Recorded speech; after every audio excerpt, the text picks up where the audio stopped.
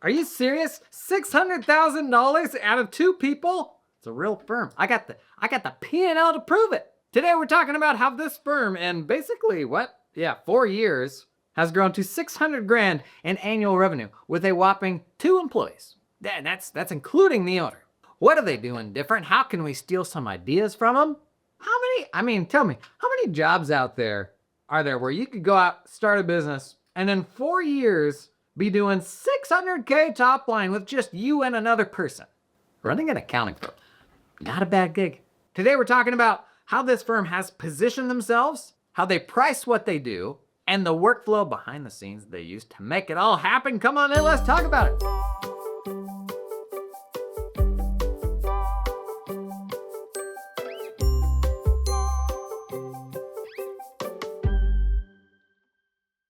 If you're new here, welcome to Jason on Firms. We talk about running super cool, rad, calm, profitable accounting firms. And today we're talking about a very real firm who anonymously submitted to me their information. You can do the same. Check out the form down in the show notes. They submitted a bunch of info to me about their accounting firm. And in these episodes, you kind of have the chance to play the coach, put the coaching hat on. Because oftentimes looking at other people and giving them advice, it's a whole lot easier than looking at your own firm, right? So let's dig into what this firm is doing. Give them a few ideas for what else they could do, even though they're kind of nailing it. But we'll all get a window into what I think is actually a pretty darn cool firm. So first off, let's start talking about positioning, what they do and who they do it for, because everything else kind of flows down from that. The prices that you can command, what sort of workflows make sense, those things all ought to be inherited from, well, who are we gonna do this stuff for? What are they willing to pay? What are the problems that they have and all that? So positioning.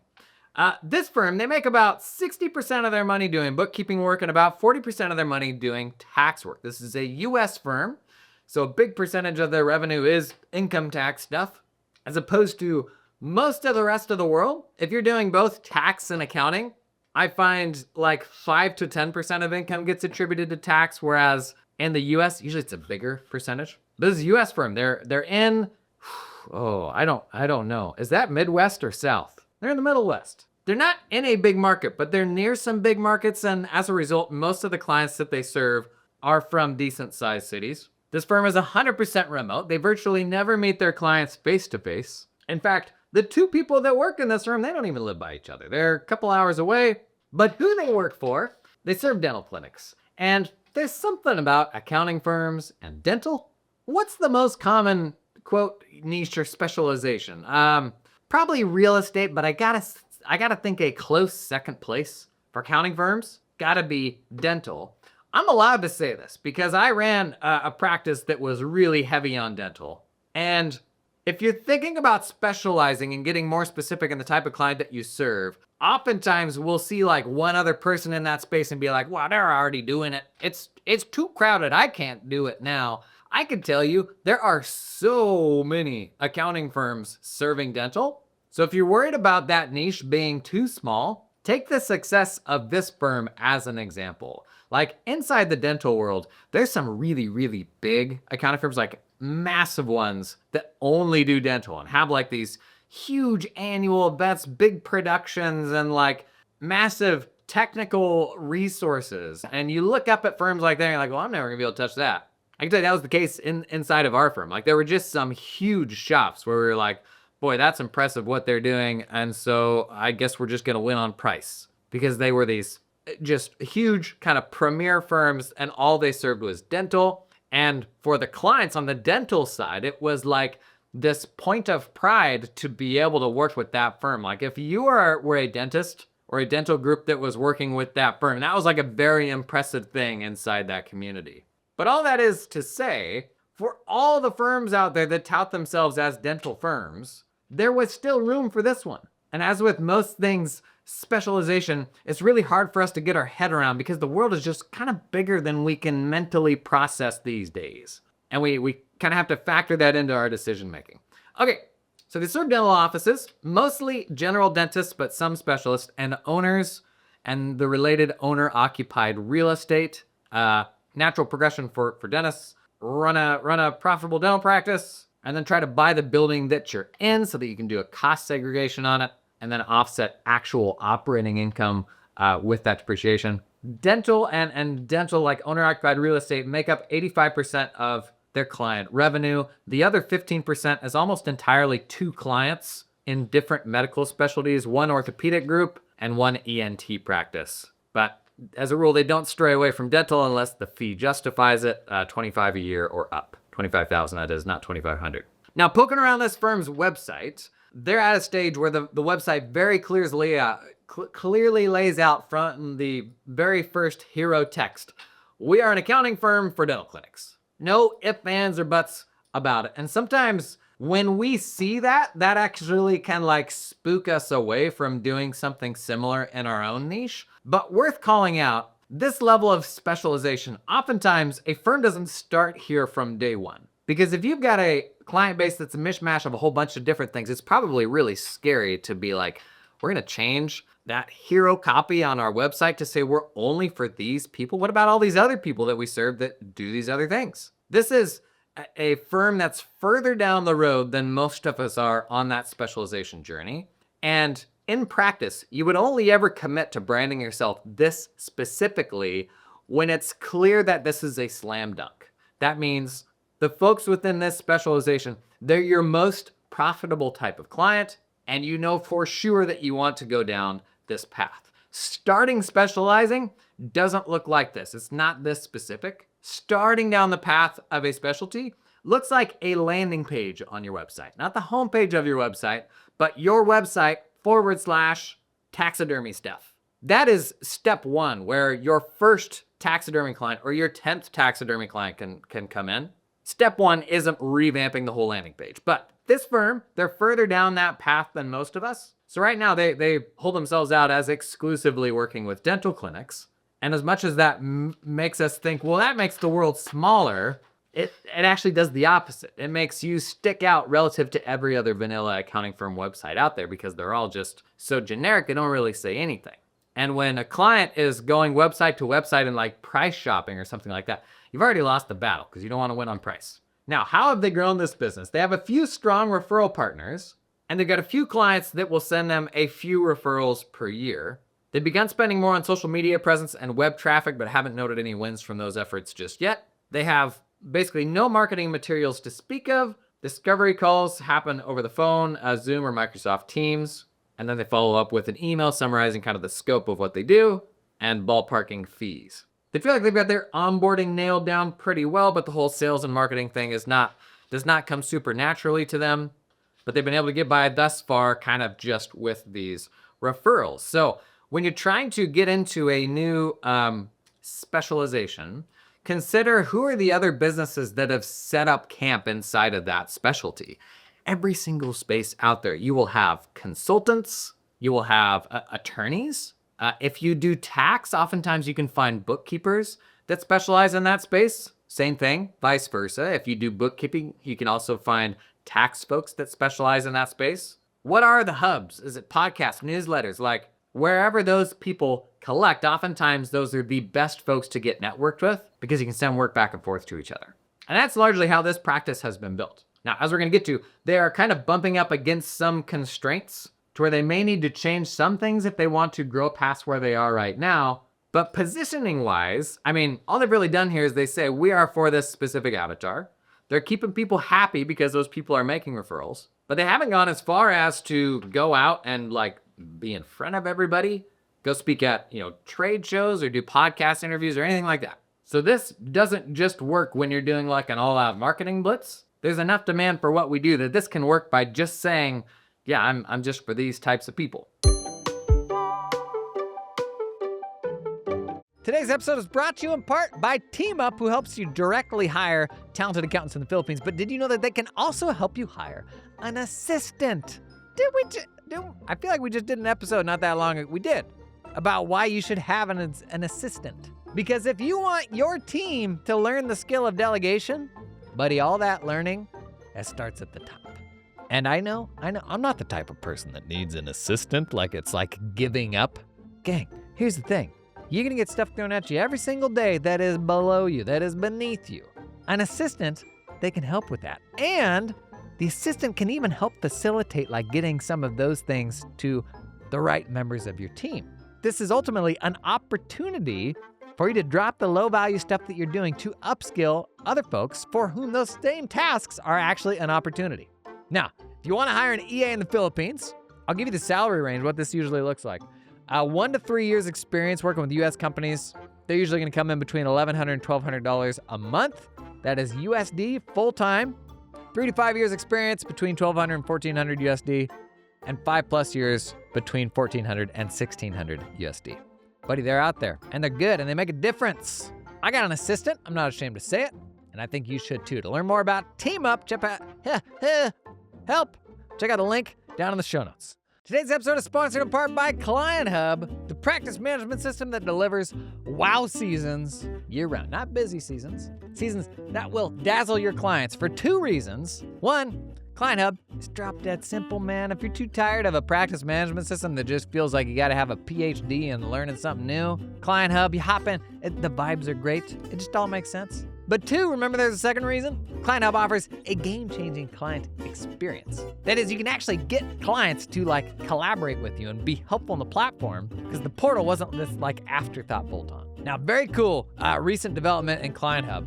Magic Books Review. Twinkle sounds. So Client Hub syncs in the transactions from your QuickBooks file. You can run an AI analysis on it like from inside of Client Hub. It'll highlight any potential issues. You can mark like on the balance sheet and the P&L, you mark each account one by one whether or not it's been reviewed. But if you want to troubleshoot, it'll pull you straight back into QuickBooks. Like, so you don't have to learn like a whole new troubleshooting tool if you'd rather sort that stuff out in QuickBooks. Other cool stuff it'll identify automatically. Expense inconsistencies, purchases without a payee, purchases in parent accounts. Why can we not disable that in QuickBooks? Large transactions, new accounts, new vendors, new customers. It's Magic Books Review inside of Client Hub. I think you might like it. Learn more about Client Hub. Check out the link down in the show notes.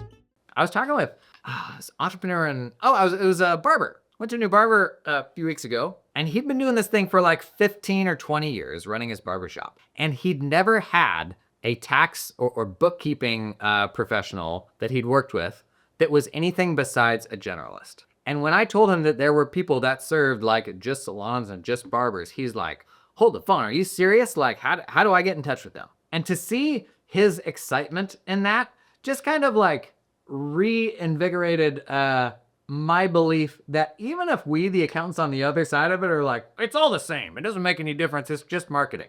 Even if we think that, the client doesn't. Like, the client wants that specificity. And in my experience, like when you actually go down that path, you do find there's more things that are different than you realize, because from the outside, you don't see the things that are different until you're into it. But I can tell you the buyer, like, they're hungry for that. For the same reason that you're tuning into a podcast about running accounting firms rather than a podcast that's just general business advice. Both can be helpful, they're just different. Okay, let's talk pricing. So their minimum is $15,000 per year, and this includes bookkeeping, business and personal tax returns, tax projections, and all the coordination that happens kind of throughout the year. $15,000 per year. That may sound like a lot. I would say it isn't for this type of business. This probably has room to go up. That's, I don't know, $1,500 a month, something like that. A little under that, $1,300 a month. They say they'll charge extra for special projects, but nearly everything they do is within the scope described above. Some legacy pricing and standalone tax work, which we no longer offer, has our median annual price at $10,200. That is slowly climbing. Been around long. I'll say it again. You've heard this before. Legacy projects are what keep your current great projects from becoming your next legacy projects. Like everything in the life cycle of running a firm is your A clients today will not be A clients forever. And there's kind of this romantic notion that we're going to like serve this client until the end of time. And if you want to do that, that's fine. Just know that you're kind of parking the bus on what your firm is and what it can achieve, as long as you make that trade-off of not being willing to like serve that next great client. And where this oftentimes goes sideways, having this romantic attachment to serving the same clients until the end of time. And when I say romantic attachment, I don't mean like that. Knock it off. But if you try to serve those same clients till the end of time, oftentimes your excitement for them, which is really high in the beginning because they're A clients, over time, it kind of wanes because you've got other new shiny clients, and they're kind of like those clients that used to be your A clients, they're kind of an afterthought for you.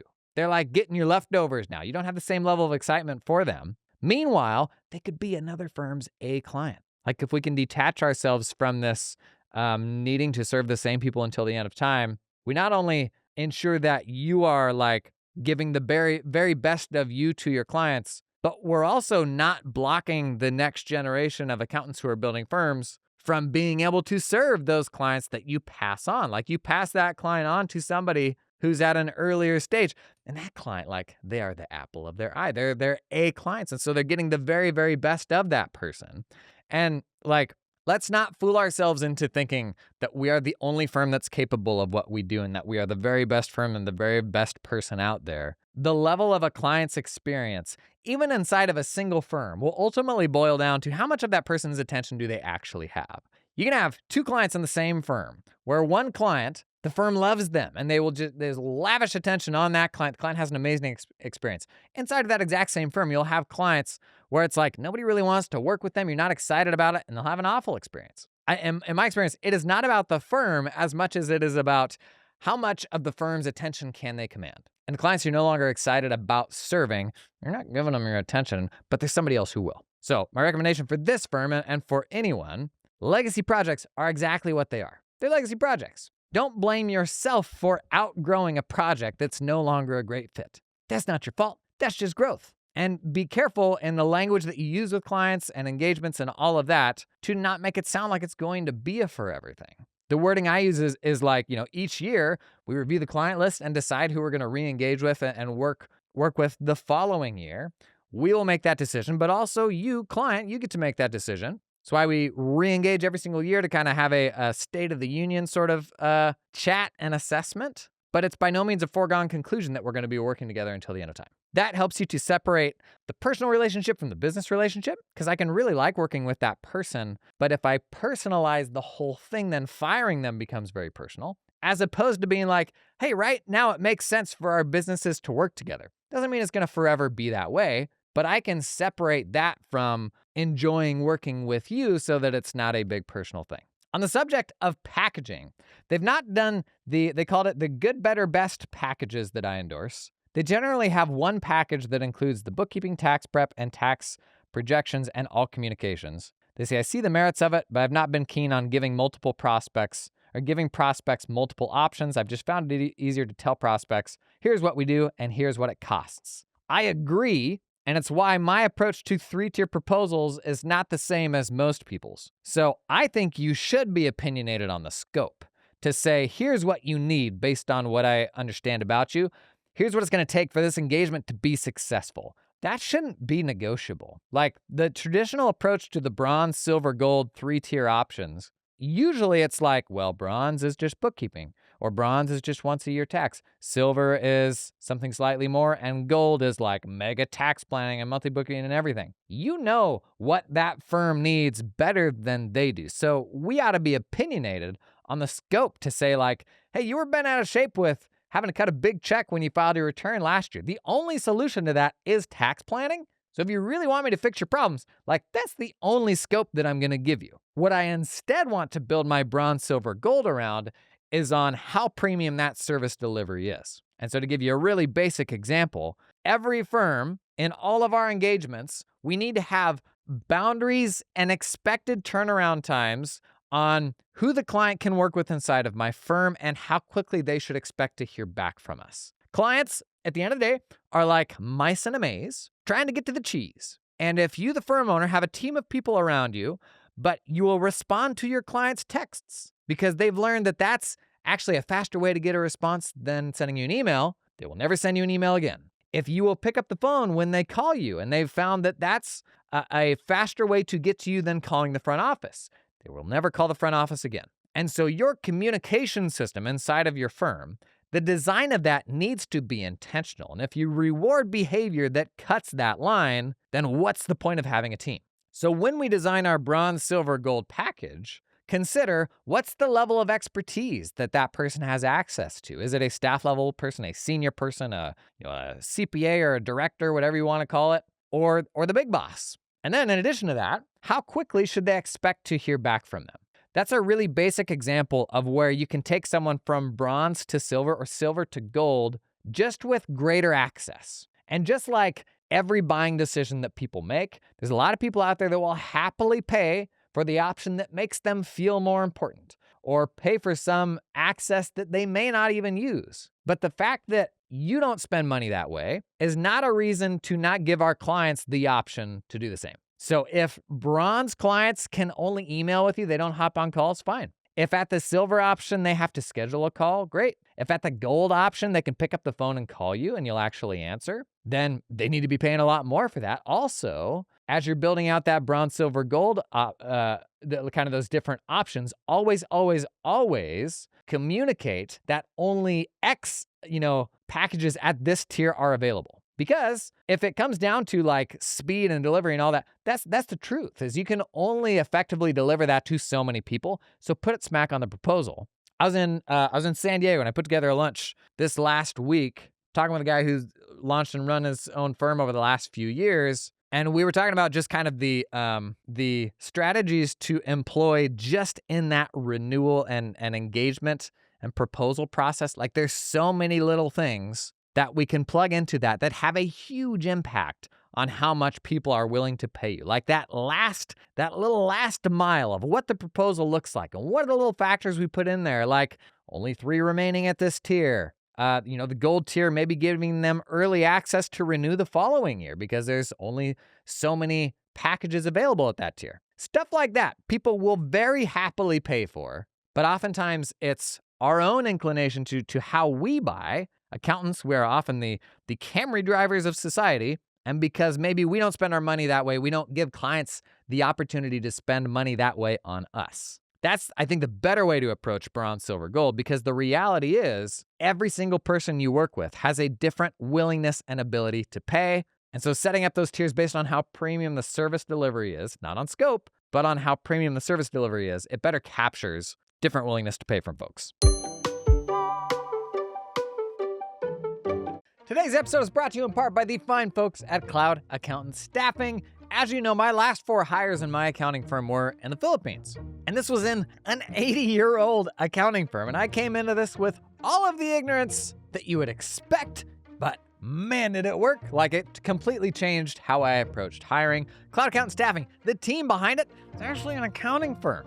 They started doing the same thing, had a ton of success, started doing this for like some of their friends' firms. And now they're in the business of doing this for folks like you. So they get it. And they understand all the questions you're going to have the first time you get into it. Like, how does this person get a computer? Do they do it on their own computer? Do I send them a computer? The awesome thing about working with somebody like Cloud Accountant Staffing, they've got recommendations for all of this stuff. All of these questions that you haven't even thought of yet. If you're like me, you sat back with these questions and you were blocked on them for years until I talked to an expert. And that would be my recommendation. Hop on a call with them. They'll have answers for all these questions, but you'll at least then be able to make a decision from a much more informed place. The scales will fall from your eyes. Doesn't mean it's going to be for you necessarily, but you're going to learn a bunch more, right? I can tell you it was for me. If I went out and started a firm tomorrow, I'm probably 50-50 offshore versus onshore hiring because I think I need both. But if you're looking for a place to get started, check out the folks at Cloud Accountant Staffing. They're going to be out on the conference circuit just like me this year as well. So you may see them in the wild, but either way, check them out down in the show notes. Hey, quick word from one of today's sponsors, me, yes. I run a community, Realize, that is for accounting firm owners. And Realize is kind of the secret behind how I've done all of my content and been able to financially turn thought leadership into a business. About 100 firm owners in there. Realize is a systematic way to build connections with other peer firm owners. It's not a framework for how to run a firm. It's a way to introduce you to other super cool firm owners. Right now, we're putting together small groups so you can have a group of 5, 6, 7 other firm owners just like you that you meet with every single month, run very similar firms. Having this for me totally transformed firm running. My North Star, my goal for you coming into this group is to make a new best friend, somebody that runs a firm, because that was what I needed in my journey. The whole community is built around that. It's called Realize. Link down in the show notes if you want to learn more. All right, other notes from their submission here. They raised fees every 2 years. I've heard your commentary on increasing fees every year, and I agree with it. I just haven't done it. We will go up in 2026. Increase your fees every year, and I'm not talking about inflation bumps. Are you better than you were 12 months ago? Then who's paying for it? If you're listening to this podcast, you're not going backwards. Got to charge what we're worth. Most clients, they bill monthly, and they pull that money automatically. For lower end tax-only work, about $5,000 and below, they draft the full fee for the year on January 2nd. Nice. They don't have any time and expense engagements, and they don't maintain timesheets. So pricing-wise, probably room to go up here still. In the progression of my dental CAS practice, what we found was there were some other kind of adjacent service offerings that were much easier to staff than accounting and tax work that dentists would pay top dollar for. So a couple examples, we did these like end-of-day reconciliations, a problem that's very unique to dentists. And when you can find these unique problems, they're so valuable, you got to capture them. Problem unique to dentists is many of them still let patients pay with cash. And so a patient pays with cash, the person at the front desk posts that payment to like the client record, but then who's got to run that deposit to the bank, and who ultimately reconciles that patient payment to what comes through the bank statement, because they don't want to give the front desk person access to the bank. And so you either have the dentist wasting a bunch of time reconciling this stuff, or we can come in, kind of a trusted third party. We can reconcile that stuff for them. Cash handling, the biggest source of fraud and theft inside of a dental clinic. And we found dentists would pay top dollar for that because it put a lot of their fears of theft to rest, and simply their team knowing that we were in the loop, I would argue, makes it less likely that they're going to get stolen from. And so this was something we would charge at a minimum like $800 a month for. We could get that work done with like very low skilled staff, and we had kind of a standardized delivery of how we included that in the report package each month. Another big one for dentists can be kind of cash management. We got into doing bill pay for a lot of the dental clinics that we worked with. We already were doing payroll, but with bill pay and payroll, we could then very accurately project their cash out the next couple weeks. So once a week or a couple times a week, we'd send them a little report of like what cash was looking like. That was another thing they were very happy to pay for, because it could put their fears of what's cash going to look like next pay run, put their fears of all that stuff to bed. Anytime you can find specific to that type of entrepreneur pains you can solve for them, that is a way better thing to sell usually, or more profitable thing to sell than the bookkeeping or the tax work, because most people come in to bookkeeping, tax, and all that with preconceived notions of what that is worth. But if you're the only person that they know that will solve that very, very specific to you, like to them problem, then they're willing to pay whatever pain or whatever cost there is to them. They're willing to pay much more because they're not coming into that thinking like, oh, bookkeeping should never cost this or that much. Like I approach honestly serving small businesses as like bookkeeping and tax is my foot in the door. They're the reason that they'll have a conversation with me. But then I ultimately want to run their back office. I want to be like accounting department in a box and find a bunch of adjacent pains that we can solve for them that are things that you would normally hire somebody to go do. And then that $1,300 a month engagement, that conversation goes from tax and bookkeeping to how many people you got in your back office? How do they spend their time? What would you say if I could take half the time off of that $60,000 a year admin's plate and do that for you at a much, much higher level of expertise? And now that $1,300 a month engagement is a $3,500 a month engagement. And you're doing work that, honestly, in my opinion, is much lower skill work than bookkeeping and tax, so that it's way easier to staff than the work that got them in the door. Last, let's talk workflow. They're rolling TaxDome, QBO, UltraTax, Soroban, nice, Tally4 and Loom. They use TaxDome for engagement letters. If you go to 3-tier proposals, I recommend using either Ignition or Anchor. There isn't a practice management system today that I think does a good enough version of 3-tier proposals yet, unfortunately, for all the reasons that we talked about. The fact that your proposal is like, that's where everybody says yes to a dollar amount. Like that is where the rubber meets the road, and anything we can do to optimize that experience is so, so important. So if you go down that path, I'd recommend you go to either Ignition or Anchor for your proposals. Back to their submission here. Organizers go out through Soroban in January. Nice. Soroban, a tax intake tool. Clients get a weekly reminder email from Soroban until the organizer is completed. This was our first year on Soroban, and we loved it. Fist bump. Good for you. Returns are worked on FIFO. first in, first out, we have projects and process steps organized in TaxDome. We use TaxDome for e-signature and delivery. It works fine. But then on the bookkeeping side, the two folks in this firm, they're in each client's QBO weekly. They have time blocked out each week. One person has Wednesday and Thursday morning blocked out. The other person does something similar. Unless they're waiting on clients for info, which is rare because they've trained them well, they said. They'll meet that 15th of the month delivery deadline with relative ease even during tax season. This firm, they don't extend anything. In fact, they extended only 8 1040s and 1 S-Corp this year, and they're getting these financials out by the 15th of the month, no problem. How does that sound? 2-employee firm, they're gonna do $600,000 top line. The owner says tax season is busy, but the rest of the year works about 20 hours a week. Can we just thank our lucky stars that we do what we do? We get in our way in so many different ways, but boy, there's so many other industries that would just kill, absolutely kill for this to be their reality. Sometimes we just kind of got to like put all this in perspective and be like, and just realize like, gang, like, do we have to do hard things and make hard decisions? Yes, but it's those hard things that we're willing to commit to that make everything else easier. The easy path is not hiding from those hard decisions, like firing the legacy client or